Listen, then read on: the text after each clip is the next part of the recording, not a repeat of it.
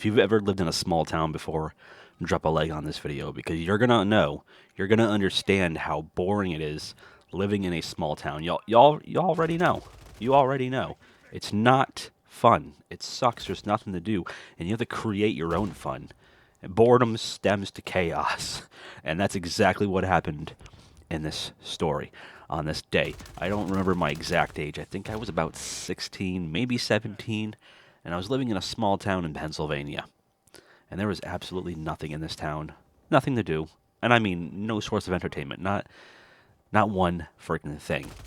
So, one thing that my friends and I used to like to do is go and check out abandoned houses because there's plenty of abandoned properties, tons of abandoned properties in this area, you know. So we would go in, and we didn't really sneak in. It's not like we were climbing in through windows. We would literally open up a front door and go in and check out these abandoned houses. And we never damaged anything. We never stole anything. We never did anything like that. We were just there to check it out. That's as simple as it was. Just there to check it out. That's the only thing that we were doing there. We loved seeing the abandoned culture, you know. Anyway, this one time we were walking along our main street, and then we noticed a deck alongside of a house. Now, mind you, let me paint a little image in your head right now, so that way you kind of know what I was looking at. This main street was basically on a hill. A lot of hills in this town. So the houses are built on the side of a hill, and the decks were kind of like alongside the house with some of them. And there were alleyways behind all of these houses. And you know what? At this point in time, where I lived, people would cut through my yard to get to my alley all the time. We never caused any havoc. We never gave anybody a hard time because they weren't there to damage the property. People would just cut through. We didn't really think anything of it.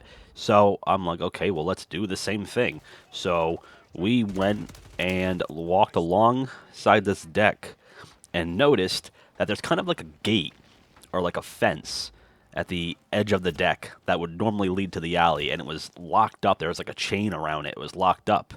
And we were like, oh, damn, you know, can't even get through here. So let's go back up. Let's go around. So we turn around, and as we turn around, there was this guy standing right behind us, face to face as we turned around. And he's mad. He's angry. He's got a beer can in his hand. He's all drunk. He's feeling loosey-goosey, you know what I mean? He's like, what are you guys doing down here? You can't be down here. Sounding kind of like Rick from Rick and Morty. Hey, you guys can't be down here. This is private property. Get off the property. You know, he's all flipping out. He's all angry. And we're like, okay, all right, you know. So we started, you know, to walk back up. And we didn't even know it because we didn't even know that the house that deck was attached to was abandoned. We had no clue. We had no idea. And this guy apparently knew. You know, I don't know if it was his property or a friend's property or I don't know. But he knew that place was abandoned, and he immediately thought in his head that we were trying to break into it. But we didn't know. We just wanted to get on that deck to go to the alley to take a shortcut. So he starts yelling, I guess, to his wife to call the cops, as if like we're some kind of criminals, man. I'm like, what's going on? We didn't even do anything. The guy did not believe us. He was drunk. So we hightailed it out of there. We walked all the way back up the hill and went to our friend's house, which lived directly across the street from me at the time.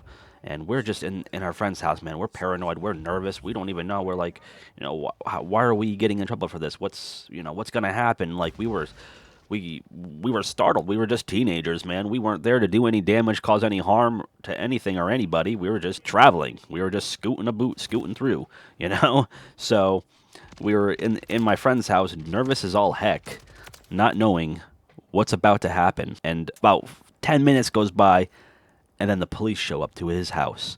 How in the heck the police knew where we were, where that house was, because that guy did not follow us. I don't know how they found us. I don't know. Blows my mind. To this day, I'll never find out. It's been like 13, 14 years since this happened, and I still haven't figured it out. But yeah, the police found us. And, you know, they're at my buddy's house, and they started talking to us. And the cop looked at us. He goes, yep, you guys match the description.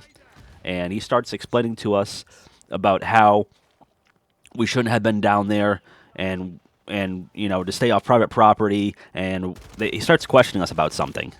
He mentions a broken window, a smashed window. And we're like, what? We didn't smash no window down there. And, we were completely confused by this. We're like, what did that guy tell you? Because there's no broken glass, there's no broken windows. We didn't smash anything down there. We were just down there just to cut through into the alley, that's what we told police. And the cop was just like, yeah, okay, just stay on your own property. Don't mess with anybody around here. Don't go down there again and try to cut through because they're not gonna like it. They're just gonna call the police again. And the cop just kind of gave us like a little heads up, like a little warning. He didn't give us a hard time at all. He was really nice actually. So shout out to that cop. I don't know what his name was, but shout out to him. And screw the guy that said that we smashed open a window just to get the freaking cops to come, just to get the cops to show up saying that we smashed a window open. Dude, that is freaking nuts. That's insane. I want to know what evidence that guy had. I want to know, like, did the cops show up and be like, hey, where's the smashed window? You said there was a smashed window. I want to know what evidence this guy had. Did he deliberately smash a window to make it look like we did it? Or was he just talking out of his ass? I mean, he definitely made it up, to begin with. There was no smashed windows. We didn't break anything. We didn't cause no damage. But, yeah, after that, man, we really kind of just stuck to ourselves and stayed at our friends' houses for a while and, our own property. Because people in that town were just ridiculous, acted so entitled. All because we just wanted to walk along that deck that was attached to the house and cut through the alley. And couldn't anyway because, again, there was a fence there. It was locked up. Man, what an experience. And, I have a bunch of stories to tell about this little town. If you want to hear more, drop a like, and I will share them with you guys gladly. I have so many stories that I'm going to be sharing with you guys here as time goes on, as the channel progresses. A lot of life things that I've experienced. And one thing that I do want to make very clear is that all these stories are legit. I don't fake things. I don't need to. I got a bunch of experiences that I've had throughout my life, and I'm so glad and I'm so thankful that I can actually finally share this with you guys. Some of these stories I've shared on an old YouTube channel like 10 years ago. But now we're doing it fresh. We're doing it new. We're doing it here with It's Officially Mike. All right. I appreciate you guys so much for coming on in here, checking out this little talk, this little story time thing that we're doing here. Thank you so much for your time. Hit that like button to show me that you guys actually enjoyed the video, and please do not forget to subscribe because I have tons and tons of more stories and life things to share with you guys, and I can't wait to do so. Thank you all so much. Stay rad, and peace.